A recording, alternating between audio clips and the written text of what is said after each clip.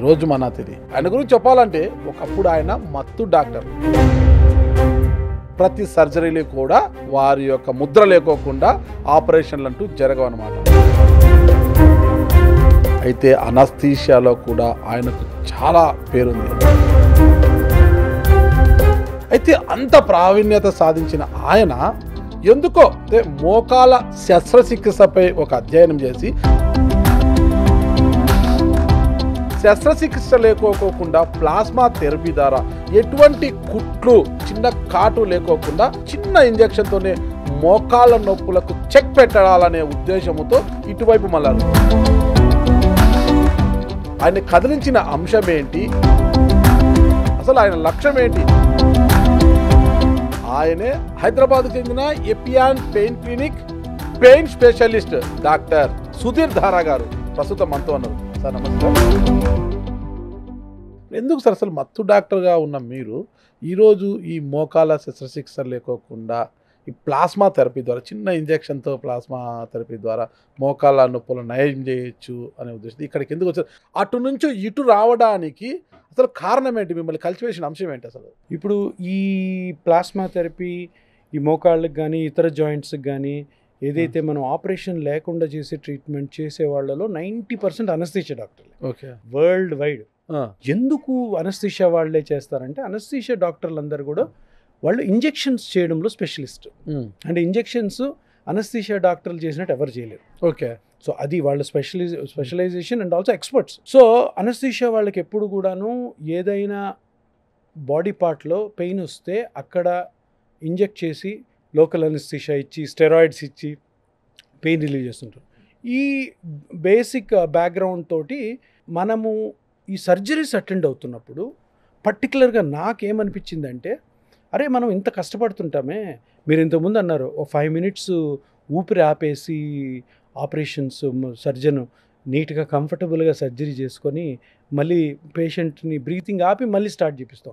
అది 5 నిమిషాలు కాదు, కొన్నిసార్లు 6-7 గంటలు కూడా ఆపేస్తాం. ఆర్టిఫిషియల్గా మనమే వెంటిలేట్ చేస్తాం. నోట్లో ట్యూబ్ వేసి లంగ్స్లోకి కంప్లీట్గా స్టాప్ చేసి ఒక డ్రగ్ ఉంటుంది, ఆ డ్రగ్ ఇవ్వగానే ఊపిరి ఆగిపోతుంది.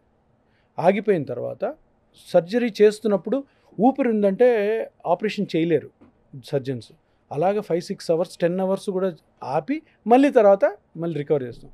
అంటే ఒక్కొక్క సెకండ్ కూడాను స్ట్రెస్ఫుల్ లైఫ్ అనమాట అనస్థీషియా. కానీ అనస్థీషియాలో ఉన్న డ్రాబ్యాక్ ఏంటంటే రికగ్నిషన్ లేదు. ఇంత చేశాను ఎందుకు? ఇన్ని సంవత్సరాలు అయిన తర్వాత నేను పెయిన్ మేనేజ్మెంట్ పెయిన్ స్పెషలిస్ట్ వచ్చిన తర్వాత జనాలకి నా పేరు తెలుసు, కానీ నేను 16 సంవత్సరాలు అనస్థీషియా చేశాను, నా పేరు ఎవరికి తెలియదు. ఓకే, సో ఇట్లాంటి ఎంతోమంది మా గురువులు ఎంతోమంది ఉన్నారు. ఎన్నెన్నో రిస్కీ కేసెస్కి అనస్థీషియా ఇచ్చారు. ఎంతోమందిని చనిపోయే వాళ్ళని బయట పెట్టారు, ఎవరి పేర్లు తెలియదు. అందరూ కూడా స్క్రీన్ వెనకాల ఉంటారు. అంటే ఒక డిస్సాటిస్ఫాక్షను, ఒక డిసప్పాయింట్మెంట్ ప్రతి anaesthesia doctor all over the world ఉంటుంది. అంటే ఏంటి డిస్సాటిస్ఫాక్షన్ అంటే మనల్ని ఎవడు డాక్టర్గా చూడడు. ఎవరైనా చూస్తారు, అందరు మాస్క్లు వేసుకొని డైరెక్ట్ వెళ్ళగానే మాస్కులు ఉంటాం, కళ్ళు కనపడుతూ ఉంటాయి, మాట్లాడతాం, అన్ని ఎగ్జామిన్ చేస్తాం, వచ్చేస్తాం. ఏదేమైనా కానీ రేపు పొద్దున ఎక్కడైనా షాపింగ్ మాల్లోనూ సినిమా థియేటర్లో అదే పేషెంట్ కనపడితే పేషెంట్ని మేము గుర్తుపడతాం, కానీ పేషెంట్ మమ్మల్ని గుర్తుపట్టాడు. సార్ మీరు నాకు అనస్థీషియా ఇచ్చారు సార్, బాగున్నాను సార్ ఈరోజు అనరు. అంటే అలా అంటే అది కొన్ని లక్షల డబ్బుల కంటే చాలా విలువైనది. అది ఉండదు అనస్థీషియా. ఇప్పుడు కొంతమంది స్టూడెంట్స్ అయితే పీజీ చేయాలంటే సర్జన్ సార్, డాక్టర్ అంటేనే ఫీల్డ్ రావాలి, ఆపరేషన్లు చేయాలి, కొయ్యాలి, రక్తం పూసుకోవాలి, మొత్తం సార్ ఆపరేషన్ థియేటర్లోకి వెళ్ళి అది డాక్టర్ అంటే ఆయన ఫీల్డ్లో ఉన్నారు సార్ చాలా అందరూ అంతే. ఇప్పుడు మీరు కూడా ఇప్పుడు ఏదైనా మూవీలో డాక్టర్ గారు ఆపరేషన్ చేస్తున్నాను కదా, డాక్టర్ గారు మొత్తిస్తున్నాను ఎవరు అన్నారు సార్. కరెక్ట్. సో ఆ రికగ్నిషన్ లేక అరే అంటే నా మెంటాలిటీ నాకు ఒకవేళ అలాగ అనిపించింది, మరి ఈ ఫీల్డ్ కాదు, ఈ ఫీల్డ్లోనే మనము ఏదన్నా వేరే విధంగా చేద్దామని స్ట్రైక్ అవ్వడము. ఇంకొకటి, నేను అనస్థీషియా ఇస్తున్నప్పుడు మోకాలు ఆపరేషన్స్ కానీ స్పైన్ ఆపరేషన్స్ కానీ కొన్ని వేల కేసులకి అనస్థీషియా ఇచ్చుంటా. ఈ అనస్థీషియా ఇస్తున్నప్పుడు నాకేమనిపించిందంటే, ఇప్పుడు మోకాలు ఆపరేషన్ ఉంటుంది, మోకాలు అరిగిపోయిందని నీ రీప్లేస్మెంట్ చేస్తుంటారు. సో వీళ్ళు ఓపెన్ చేసినప్పుడు మోకాలను ఓపెన్ చేసి చూసినప్పుడు మేము కూడా చూస్తుంటాం సర్జరీ ఎక్కడుంది ప్రాబ్లం అని. మొత్తం మోకాలంతా నార్మల్ ఉంటుంది, ఇంత చిన్న పార్ట్లో గుజ్జు అరిగి ఉంటుంది. నేను అడుగుతాను ఎక్కడుంది ప్రాబ్లం అంటే, ఇగో ఇజ్జుడు కార్టిలేజ్ గుజ్జు అరిగిపోయింది ఇక్కడ అంటే. అప్పుడు నేను మా ఫ్రెండ్సే ఉంటారు సర్జరీ, మరి ఇంత చిన్నది అరిగిపోయిన దానికి ఇదంతా ఎందుకు కోస్తున్నారు? ఇదంతా కోసి తీసేసి మెటల్స్ పెడుతున్నారు, మెటల్స్కి సిమెంట్ వేసి అతికిస్తున్నారు. అంటే ఆ చిన్న ప్రాబ్లంకి ఇంత తీయాలా అన్న క్వశ్చన్ కూడా నాలో రైజ్ అయింది. అలా వాళ్ళతో కూడా అన్నాను, అంటే ఇప్పుడు ఉన్న ట్రీట్మెంట్ ఇదే అబ్బా, ఇంకా వేరే ట్రీట్మెంట్స్ లేవు, అందుకని ఇవి చేయాల్సిందే. నేను కర్నూలులో ఉన్నప్పుడు first hip replacement Kurnool Hyderabad నుంచి ఒక టీం వచ్చింది, విశ్వభారతి హాస్పిటల్లో హిప్ ఎప్పటివరకు కర్నూలులో రిప్లేస్మెంట్ జరగలే. ఇది ఎప్పుడో నేను 2003లోనో 2004లోనో ఫస్ట్ టైం జరిగిందనమాట. అప్పటి నుంచి చూస్తున్నాను అనమాట, అరే హిప్లో కూడా ఏదో ఇంత చిన్న ప్రాబ్లం ఉంటుంది, దానికి మొత్తం మార్చేసి సిమెంట్ వేసి మెటల్స్ పెడుతున్నారు. దీనికి ఏదో ఒక మార్గం ఉంటుంది, ఇది ఎవడో ఒకటి ఏదో కనిపెట్టుంటాడు, దానికి అంత చిన్న పార్ట్కి ఏదో న్యాచురల్గానో వేరే విధంగానో ఒక ఒక ఒక పద్ధతి ఉంటుందని ఆ పద్ధతి కోసం ఎతికినప్పుడు ఇది దొరికింది. ఇది ఆల్రెడీ ఉంది. Okay. Plasma therapy, PRP, growth factor therapy, ఇవన్నీ కూడాను ఒక 30-40 సంవత్సరాల ముందే ఉంది.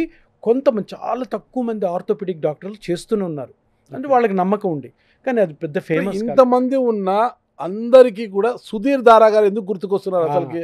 సో దీని ప్లాస్మా థెరపీ అంటేనే ప్లాస్మా థెరపీకి ఆయన దగ్గరికి పోతే నయం అవుతుందబ్బా అని ఎందుకు ఇంతమందికి మీరే గుర్తొస్తున్నారు? నేను 2016లో అనుకుంటాను హైదరాబాద్లో కొన్ని కార్పొరేట్ హాస్పిటల్ చేసి ఈ పెయిన్ మేనేజ్మెంట్ని స్టార్ట్ చేశాను అక్కడే హాస్పిటల్స్లో. కానీ ఈ పెయిన్ మేనేజ్మెంట్ కార్పొరేట్ హాస్పిటల్లో నడవదు. ఎందుకు? నేను మోకాలు ట్రీట్ చేస్తానంటే ఆర్థోపెడిక్ డాక్టర్ ఒప్పుకోడు, నేను స్పైన్ ట్రీట్ చేస్తానంటే స్పైన్ సర్జన్, న్యూరో సర్జన్ ఒప్పుకోడు. సో మనకి కేసులే ఉండవు.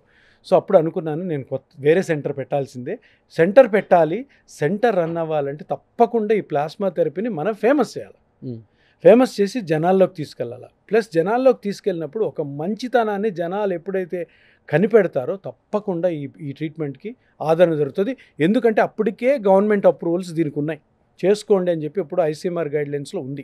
సో చేసుకోండి అని తెలిసి దీన్ని ఏదైతే మరుగునబడి ఉన్న ఒక బ్యూటిఫుల్ ట్రీట్మెంట్ని నేను దాన్ని తీసుకురావడము, దాన్ని ప్రజల్లోకి తీసుకెళ్లడము, నా ఇంటర్వ్యూస్లో చెప్పడము, అవేర్నెస్ క్యాంప్స్ కండక్ట్ చేయడము, ఎక్కడెక్కడైతే డాక్టర్స్ దీనికి ఇంట్రెస్ట్ ఉన్న అక్కడికి పోయి నేను నా ఓన్ డబ్బులు పెట్టుకొని వాళ్ళకి ట్రైన్ చేసి రావడము, ఎన్నో కెడావరిక్ వర్క్షాప్స్ నేను గాంధీ హాస్పిటల్ మార్చురీలో కండక్ట్ చేయడం, ఇది నేర్పిస్తూ సో కొన్ని వేల మంది డాక్టర్లు నేర్పించడంతో జనాల్లో కూడా అర్థమై జనాలు ఎప్పుడైతే ఇది చూశారో ఇది బాగా పనిచేస్తుంది, మనం ఇది చేసుకోవడం వల్ల మనము ఆపరేషన్స్కి వెళ్ళాల్సిన అవసరమే లేదని ఎప్పుడైతే అనుకున్నారో, ఎప్పుడైతే సక్సెస్ చూసామో అప్పుడు జనాలకి అర్థమైంది ఏంటంటే ఈ డాక్టర్ గారు ఇది స్టార్ట్ చేశారు, ఇది ఇప్పుడు ఇది విజయవంతంగాను ఒక ప్రపంచం అడ్వాన్స్ స్టేజ్ ఉన్న వాళ్ళకి కూడా అందరికీ ఎవరికి ఇప్పుడు ట్రీట్మెంట్ ఆప్షన్స్ ఎలా ఉంటాయండి నాగరాజు గారు, మీకు ఒక 4-5 ట్రీట్మెంట్ ఆప్షన్స్ ఉంటాయి గైడ్లైన్స్ ప్రకారం గవర్నమెంట్ అప్రూవ్, మీరు ఒకటే ఎంచుకుంటారు.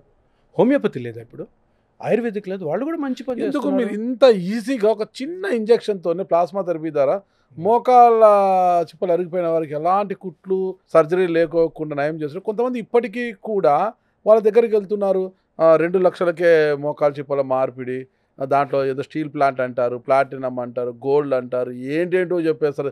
అమెరికా ప్లాట్స్ అండి, ఇక్కడికి కాదు అమెరికా అని చెప్పి, ఇటలీ నుంచి చెప్పి, జపాన్ నుంచి తెప్పించినామంటారు. అసలు వాళ్ళు ఏం ప్లేట్స్ చేస్తారో మనం చేసి సర్జరీ తర్వాత వాడు లోపల ప్లేట్స్ ఉంటే పేషెంట్ ఇంటికి పోయి ఇప్పుకొని చూడలేడు, లోపల ఏం ప్లేట్స్ ఉన్నాయని తెలియదు వాడికి, ఏదో ఒక ప్లేట్ అయితే వేసింటారు. దీని వాల్యూ అంటే ప్లేట్ని బట్టి వాల్యూ కూడా పెంచుతారనమాట. 2 లక్షలు, 3 లక్షలు, 6 లక్షల వరకు వెళ్ళిపోతుంది అనమాట. ఇది ఎక్కడ చూడు ఈ మధ్యన ఎక్కువ బోర్డు వెలుస్తున్నాయి, ఎక్కువ పబ్లిసిటీ కూడా ఎక్కువ అయిపోయిందట మోకాల సెషన్కి. ఎందుకు ఇంకా అవేర్నెస్ రావాలన్నా దీనికి ప్లాస్మా థెరపీ గురించి?